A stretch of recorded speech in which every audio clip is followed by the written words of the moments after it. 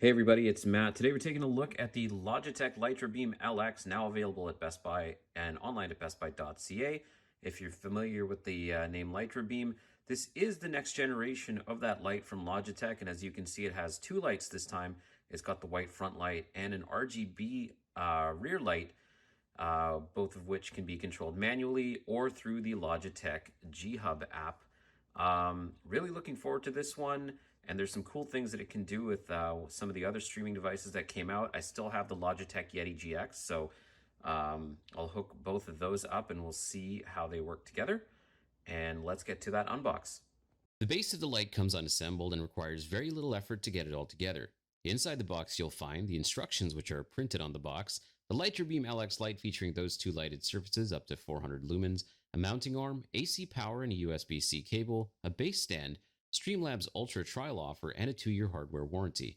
The light's about 40 centimeters long and just a couple inches wide. There are buttons up top for manual control, or you can use the Logitech G Hub app to control it if the light's always plugged into your computer, or accessible via Bluetooth. More on that later. As with the Yeti GX that I'd reviewed previously, the majority of the product is made of plastic. This was slightly off-putting to me when I was reviewing the Yeti GX microphone, but isn't an issue for me here. It makes the light extremely lightweight and flexible to move around. In addition, the material composition makes it so that the overall creation of the product has been deemed carbon neutral. While you're putting it together, make sure you download the Logitech G Hub app if you don't have it, because you're definitely going to need it later on. I'll also say that the light is durable, as I accidentally dropped it while screwing it in, and I'll save that part of the review for a blooper reel one day.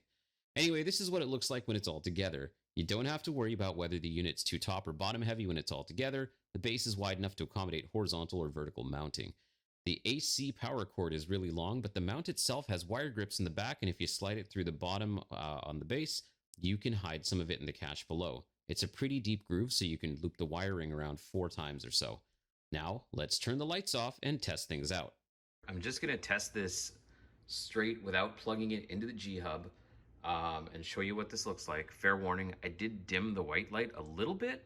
It was a little bit brighter, but I didn't want it to blind us as I turn this straight on. So here we go. Okay, so the white light's now on. There's a slider switch here where I'm going to turn the backlight on. So there's some buttons here that you should be aware of, which I'll take a picture of and I'll show you as well. Once again, this slider here, this turns the front light and the backlight settings here. So you can dim the lights and you can brighten them, as you can see. And just default, if you cycle through the buttons here, it'll take you through different solid colors, as you can see. So it cycles through some solid colors as well as this color wave here. But you're not going to get all of the fun of it until you've actually plugged it into G Hub. So let's do that next. Just before I do plug the light back into G Hub here, you might not have gotten a good impression of the different features that you got out of the box here. Can't do a lot of customization, but you can see there's a lot of solid colors and some little things you can do here, as well as this that kind of looks like a police light, but I'm sure would look really look really cool on some streams. But yeah, let's plug this into my laptop and let's take this to G Hub and see what's available there. Okay, now that the light works, I'm going to plug it into my computer. This is where the Logitech G Hub comes in. You're probably going to have run a firmware update. Then you'll get free range of all the cool different lighting features that come with the Litra Beam LX. This includes different lighting adjustments right from the software, be it brightness or cycling through the different lighting features, including light syncing with other Logitech products that support it. What does that mean? Thought you'd never ask. Let's shut the lights off and take a look. Okay, I've updated firmware on the Litra Beam, and as you can see, I've also hooked up the Yeti GX, and we're going to test Logitech Light Sync. So Logitech Light Sync will allow the lighting for both of these devices and any other eligible pieces of Logitech hardware to sync up through the G Hub app. Now, it is limited, so I can get fixed colors to work. I can get a couple other different cycles to work, like breathing, but not everything that you see works. So maybe that'll come in a future update, but right now, not everything's available. So what we're going to do is we're going to go over to the Logitech G Hub app here, and please excuse my squeaky chair. We are going to click on Sync Lighting Options, We're going to select the Yeti GX and we'll see what happens here. So you can see now that the two lights are synced up. The reason that they're not as bright as the other is because I've actually dimmed the light settings on the Litra Beam a little bit. So it followed suit on the microphone as applicable. But just watch as I change through different colors here, and we'll see how quickly they update. So you can see it's pretty quick. And then we're going to try and move over to one of the other settings here. So you can see that both lights are doing the breathing feature now. They aren't fully and perfectly in sync, but it's still working nevertheless.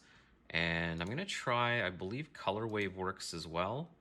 Yeah, so you can see that the color wave option kind of broke it, but I think that color cycle is one that does work. So let's try that out.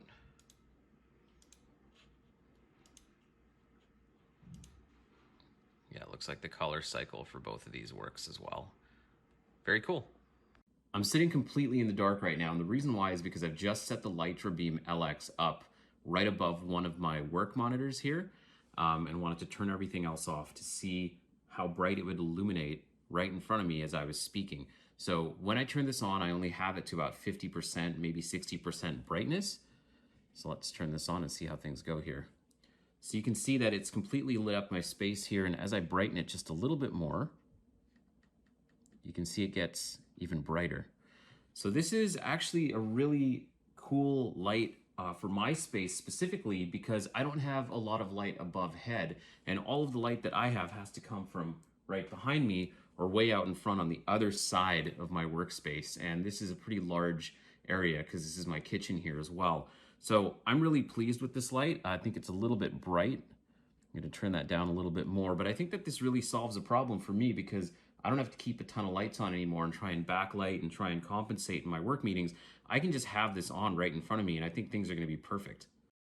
Let's talk about the differences between the Litra Beam and the Litra Beam LX.